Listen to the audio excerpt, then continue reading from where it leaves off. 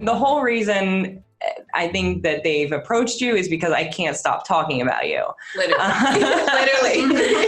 It's changed my life. I started using the Budget by Paycheck workbook in August. In those few short months, I've paid off about $10,000 in debt, and I've really gotten a grasp on how I spend money and how to manage it.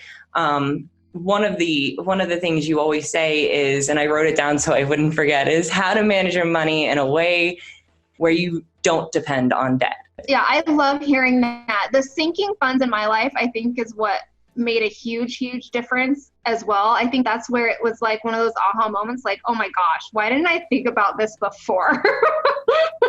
But it really goes down to that, preparing yourself for the future so you don't have to feel pressured to use your credit cards. Exactly.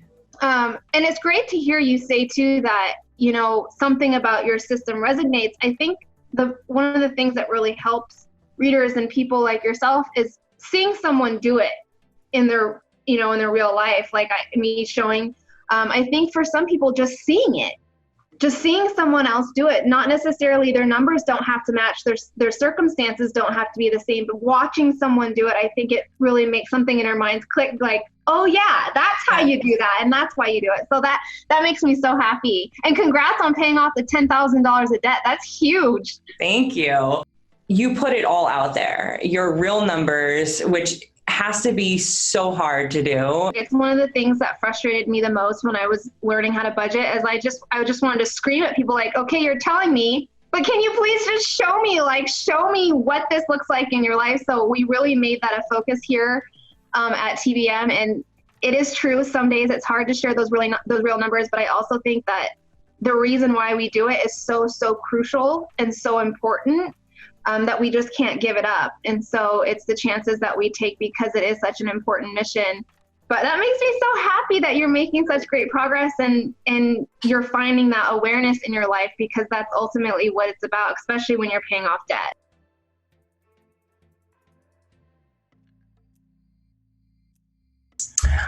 It was the mindless spending, online shopping, which one of the things that you speak about is when you first start, track your spending for a whole month, write down everything you spend. And I did that, and it was mind blowing. My readers call it a slap in the face moment. Yes. It really, really is. It really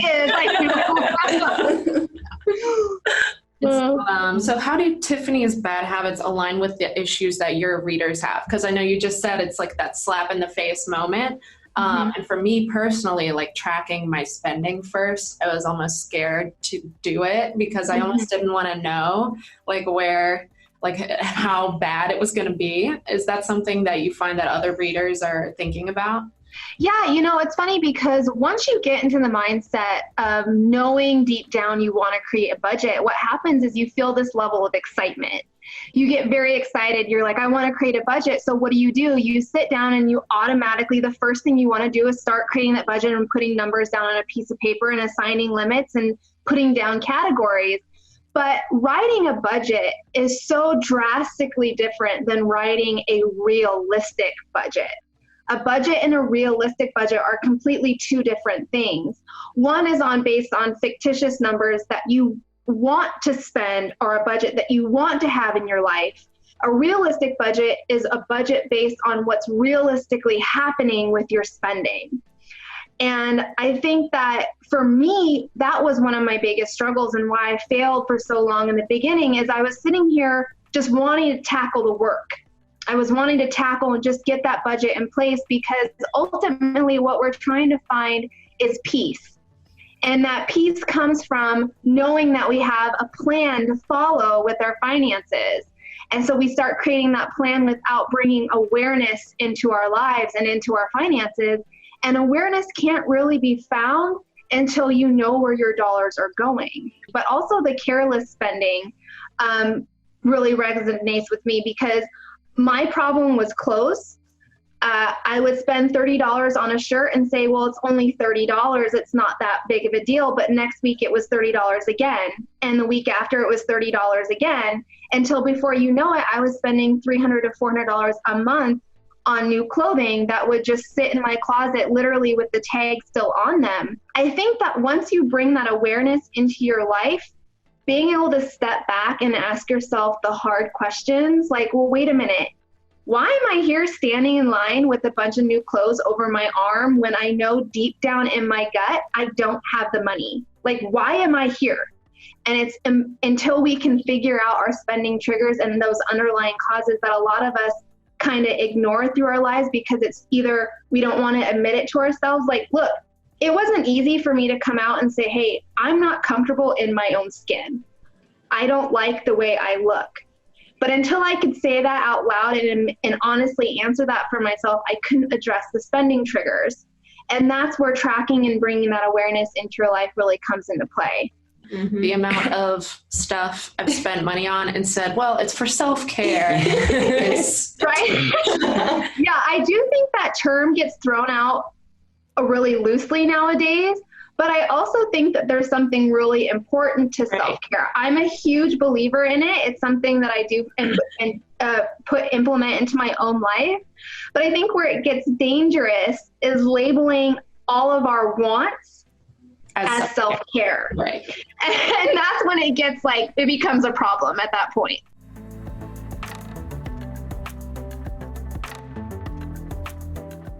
A debt payment to payoff journey is not just making debt payments. It's a self-discovery journey. It's an emotional journey. And it's making sure, and like she said, and what I always say, a debt payoff journey is managing your money in a way where you don't rely on debt in the future, which means you need to learn and build the financial management skills throughout your journey, because if you don't, you're going to pay off all your credit cards and be one of the people that just goes right back into credit card debt. Our mindsets of, can I actually do this? It's about throwing out the word impossible. It no longer is in our dictionaries, and saying to yourself, I got this. I mean, you all of a sudden become someone who's scared to look at your debt numbers. And then all of a sudden you become a warrior. It's almost like you're in it for the fight of your life. It's that important to you. And so mindset is just 100% crucial as you're working through your financial and debt journeys. It really was just changing everything that I thought I knew before. Mm-hmm. Most of my debt was 0% interest. So I was like, whatever, it doesn't matter. It's not getting interest. I'm not paying interest. What does it matter how long it takes me to pay it off? It's not about that. It's about not having this debt and not having to pay monthly towards it, so I can allocate that money towards my other goals. So instead of paying, $50 here for this medical bill, $100 here for this credit card, and, taking 3 years to pay that off, it really was a mindset change. And that's not what it's about. And you need to be working towards these other goals. I think too, how many times do we say in our lives, well, I would go out and pursue that if I didn't have debt. I would seize that opportunity if I didn't have debt. I would go back to school if I didn't have debt. I would go on that family vacation if I didn't have debt. All of a sudden we find ourselves making our excuses and really giving up such potential and opportunity in our lives because we feel like debt is hanging over our head. It's not so much about, it sucks, the interest that we have to pay, but what sucks even more is the way that we feel limited in our lives because debt is hanging over our heads. And that has a huge thing to do with mindset.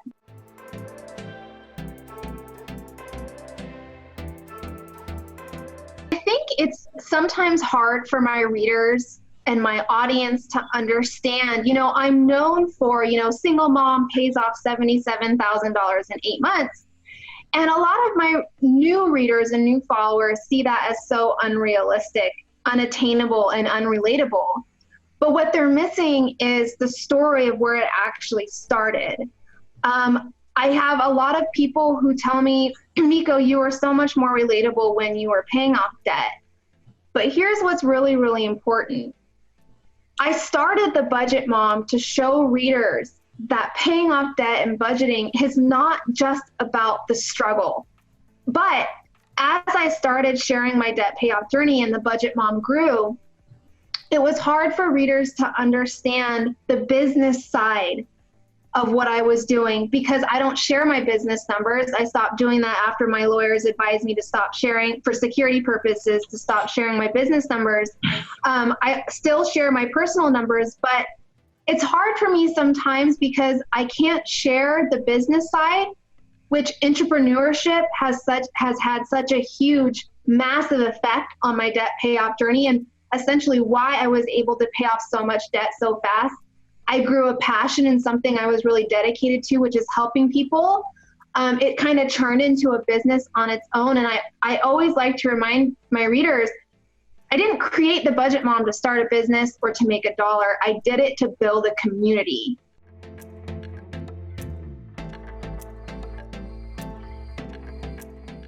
Well, they had no choice but to hear about it all the time. All the time. You will hear me. They've heard lots about it. My husband has been fully on board. And once he's seen the effects of it, like at first he was like, oh, I have to pay for gas with cash? Like I have to go inside? Like this is weird. But he told me like a couple weeks ago, he's like, this is just amazing what you've done. Yeah, I always like to say that, it's hard on this journey because a lot of people won't understand your journey. I get it a lot, but our journeys aren't for them. It's for us. And so that's when you just step back and you say, you know what, that's okay, because I'm going to kick butt at what I'm trying to do. So I love that. Yeah. Yep, I'm the one who's going to pay for a house in cash. Yeah, yeah. Exactly.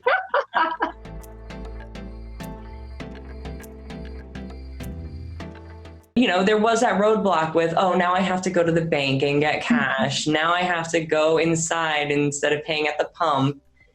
I had roadblocks as far as, and this will happen to you once you start paying off more of your debt, is a lifestyle and an income inflation, right? We start to have a lot more of disposable income where we'll all of a sudden step back. We're like, well, wait a minute.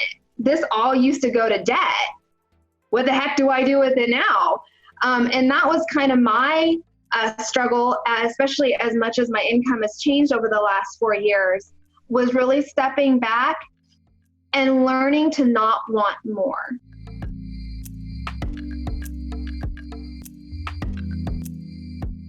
One, they're learning the psychological and emotional benefits of bringing pen to paper. And so I have always been a huge believer that there is different psychological benefits to writing things down. So did you like the act of writing it down? Yes. And the holding the cash? I've always, I'm a painter. I love getting my hands dirty. I like writing, even my to-do lists, I still write them out. And for work, I do all of that by hand. It's something about crossing that off that just, it has more of an effect. Bringing the pen to paper, I think, is what adds and what makes my budgeting method so much different, is the level of the fun aspect that it brings into the method itself.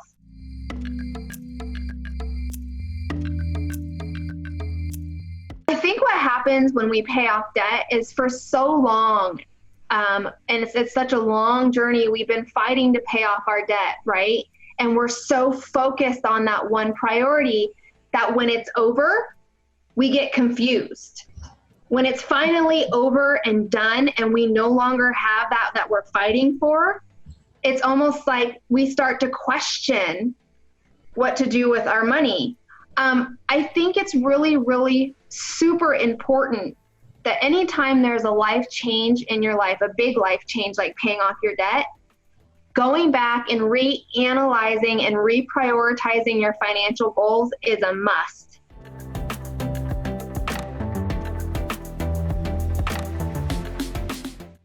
Anytime I hear like Tiffany's story, for me, I get very emotional because it means so much to me